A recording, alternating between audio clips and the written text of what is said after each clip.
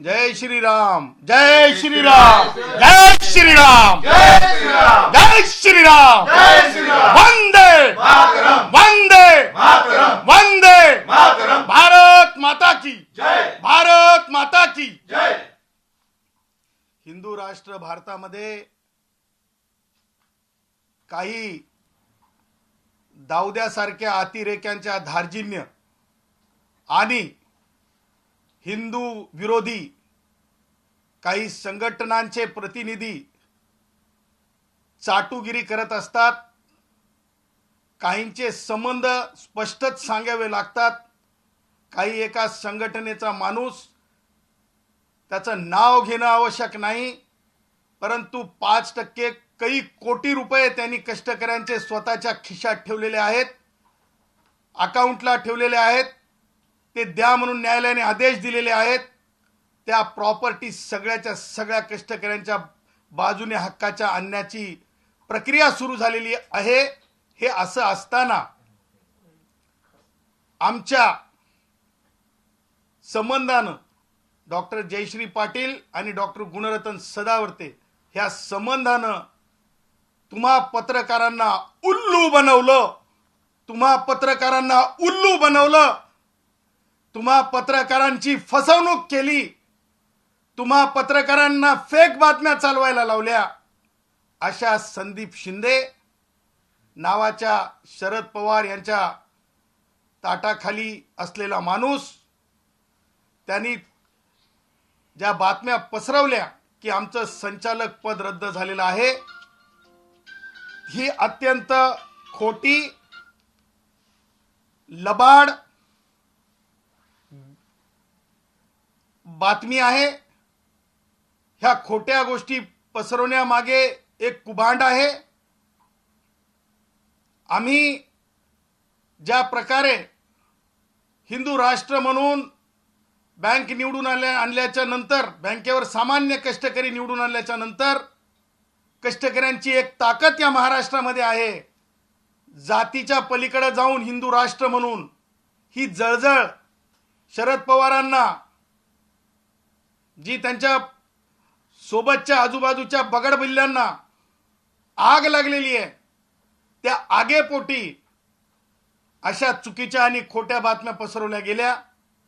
मी त्या बातम्यांचा निषेध करतो, निंदा करतो आणि तुम्हा माध्यमांना सांगतो की तुम्ही सगळेजण आता या अब्रू नुकसानची जी केस आहे, ज्या ज्या पद्धतीनं बातम्या पाठवण्यात आल्या चुकीच्या खोट्या, त्या संदर्भानं पोलीस तक्रार, हेतुतः अब्रू नुकसान करणे आणि जे ठराव आहेत ते ठराव कशाच्या संदर्भाने आहेत ते तुम्ही लक्षात घेतलं पाहिजे. ठराव ज्यांच्यामध्ये विलंब झाला असं सहकार खात्याचं म्हणणं आहे, ते ठराव आहेत बँकेमध्ये तुळशी मातेचं नंदनवन ठेवणे. अरे किती पापी विचार आहे शरद पवारांच्या बगल बच्चांचा. त्यांना बँकेमध्ये तुळशी मातेचं नंदनवन नकोय. वंदे मातरम म्हणणे, अशा प्रकारचे ते ठराव आहेत. आणि त्यासोबतच प्रगल्भता बँकेकडे असावी. वेगवेगळे तुमच्यासारखे पत्रकार सुद्धा त्याच्यामध्ये माहिती देण्यासाठी असावेत.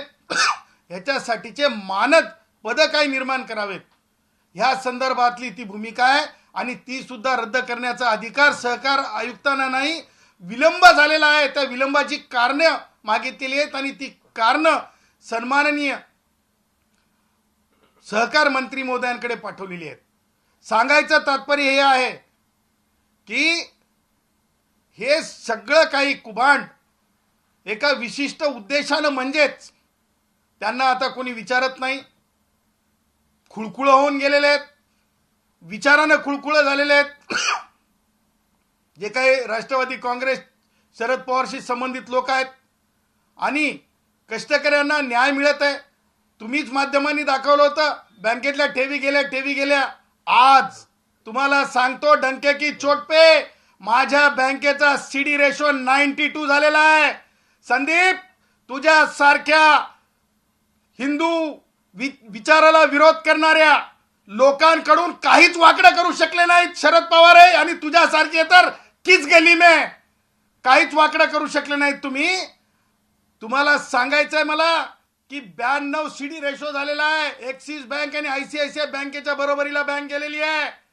खोट्या बातम्या पसरू नका. आता कष्टकऱ्यांना कर्ज चालू झालेले आहेत. कोणत्या स्वप्नात आहेत तुम्ही?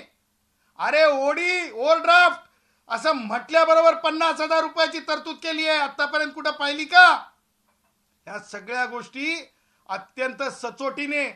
आणि आमचं पद काय हेही सांगतो तुम्हाला.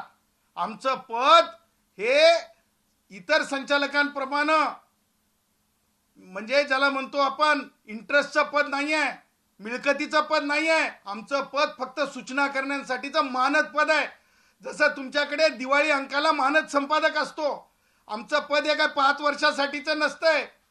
उद्या सुद्धा म्हणजे उद्या जूनमध्ये सुद्धा जनरल बॉडीमध्ये किंवा याच्यामध्ये विशेष याच्यामध्ये संचालक मंडळाच्या बैठकीत कोणत्याही वैचारिक तज्ज्ञ असलेल्या माणसांना घेण्याची ती तरतूद आहे. आणि आतापर्यंत जी माहिती पसरवण्यात आली ती धांदट खोटी माहिती आहे. आणि त्या खोट्या माहितीच्या आधारे पसरवणारे हिंदू विरोधक आहेत, हिंदू विचाराचे विरोधक आहेत. आणि त्यांनी चालवलेले कुभांड आहे. ह्या पुढे तुम्ही अशा फेक बातम्या चालवू नये.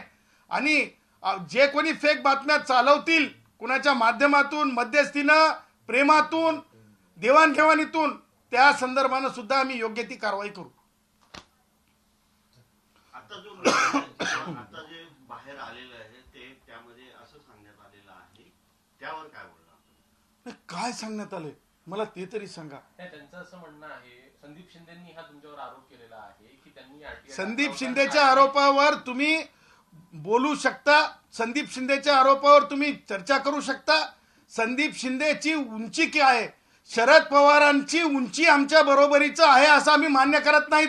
जेव्हा आम्ही हिंदू राष्ट्र म्हणतो, संदीप शिंदे सारखे कितीतरी त्या ताटाखालच्या असू शकतील, त्या ताटाखालच्यांचे विचार आम्ही करणारे नाहीत.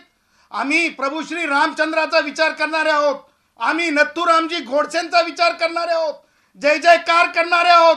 आम्ही हिंदुत्ववादी सरकार ह्या देशामध्ये भाई नरेंद्रजी मोदी यांच्या नेतृत्वाखाली येईलच ह्या खात्रीने आमचा जो कष्टकरी आहे तो कामाला लागलेला आहे. महाराष्ट्रात ही जळजळ आहे, हा मूळव्याधासारखा आजार आहे हिंदू विरोधकांचा.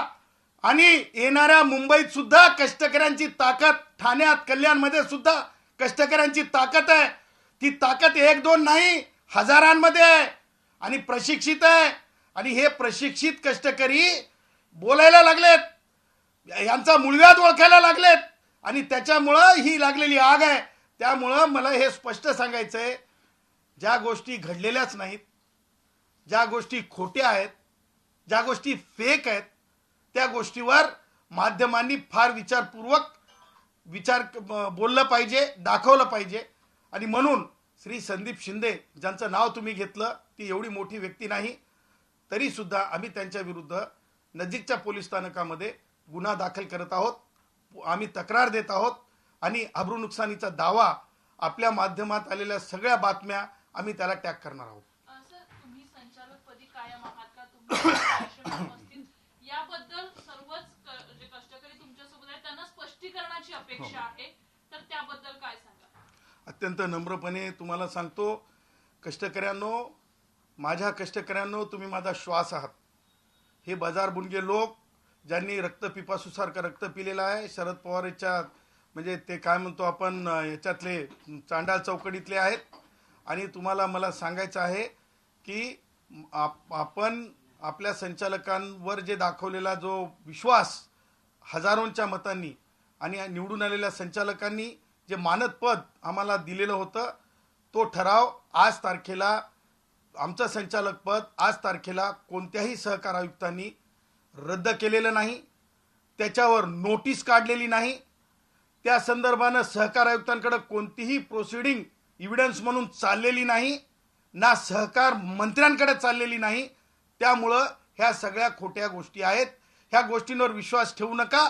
विश्वास एकाच गोष्टीवर ठेवा, संदीप शिंदे असा किती बाजारू बुणगापणा करून पहाय, परंतु जे 5% रक्कम, काही कोटी रुपये, मला जी माहिती मिळाली 35 कोटी रुपये, आणि ज्या मालमत्ता बांधकाम करण्यात आलेल्या आहेत त्या सगळ्या मालमत्ता वापस घेण्याची प्रक्रिया थांबवली जाणार नाही. कोणत्या तोंडाने संदीप शिंदे जो माणूस आहे तो मागच्या 2 वर्षापासून नोकरीलाच नाही. अशी व्यक्ती जी खोटी आहे, अशी व्यक्ती जी कष्टकरीच नाही, अशी व्यक्ती जी म्हणजे काय म्हणतो त्याला याचं काम करते, त्या व्यक्तीच्या भरोशावर तुम्ही बातम्या दाखवू नका. सहकार आयुक्तांचं पत्र घ्या, सहकार आयुक्तांकडे माहिती घ्या. असं काही घडलेलं नाही.